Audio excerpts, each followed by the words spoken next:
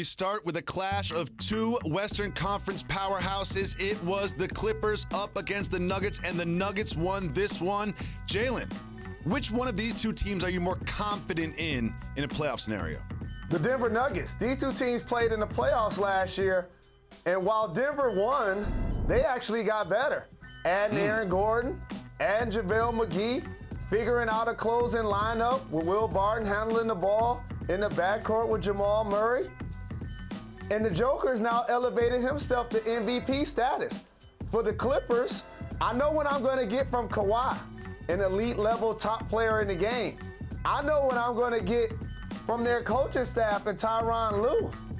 The question marks is what's going to happen in their backcourt. That's why they went and got Rajon Rondo. The question is, what's going to happen with Paul George when the playoffs start? Is it going to be playoff or a pandemic? So right now, the answer to this question is the Denver Nuggets.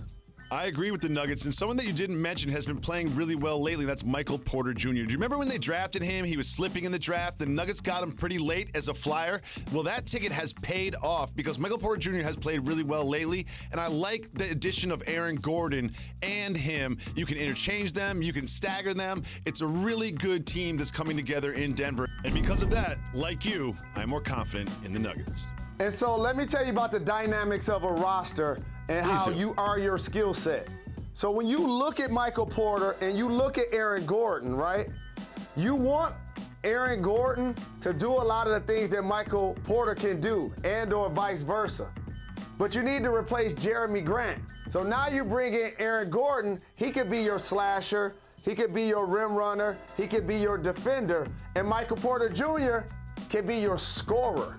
See, without Aaron Gordon, he had to play that role. So great job by their front office in bringing in a guy that's going to really help them, in particular, come playoff time. Absolutely. The Denver Nuggets are definitely getting better, and a team that is not getting any better in the last few years are the Golden State Warriors. They lost to the Heat last night, and after the game, Draymond Green had some really interesting thoughts on where they are as a team. Let's listen to Draymond. Fighting for a play-in spot does not motivate me. We're in, 10? Fighting for a playoff spot doesn't motivate me at all. Like, I don't go into these games thinking at all, like, hey, right there on the fringe, we need to win these games for this play-in spot. No. Interesting. Jalen, what do you think he means by fighting for a playoff spot does not motivate me? Let me tell you guys a secret.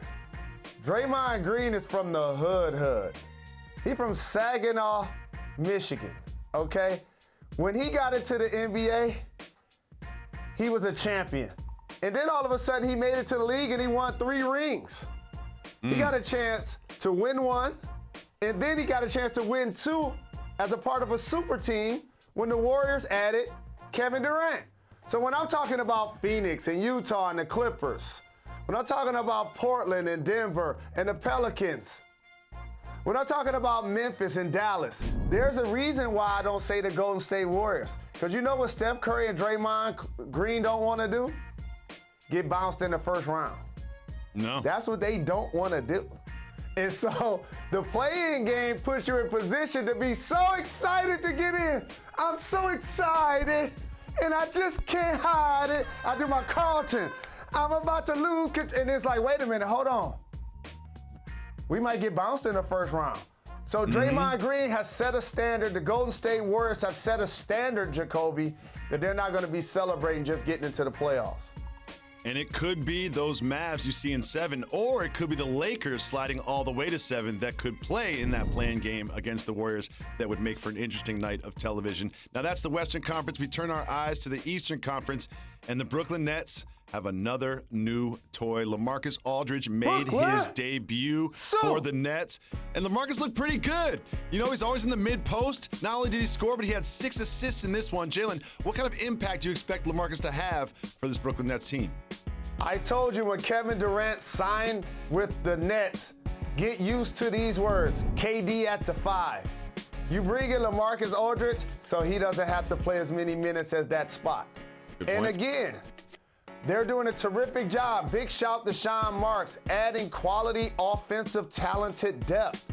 to go with the creativity of James Harden and Kyrie Irving, the shooting of Joe Harris. You bring in seasoned veterans that are hungry for rings like Blake Griffin and LaMarcus Aldridge. It all looks good, except I ain't seen Kevin Durant yet.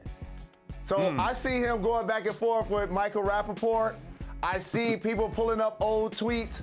Until KD is in uniform for the Nets, they ain't winning the East.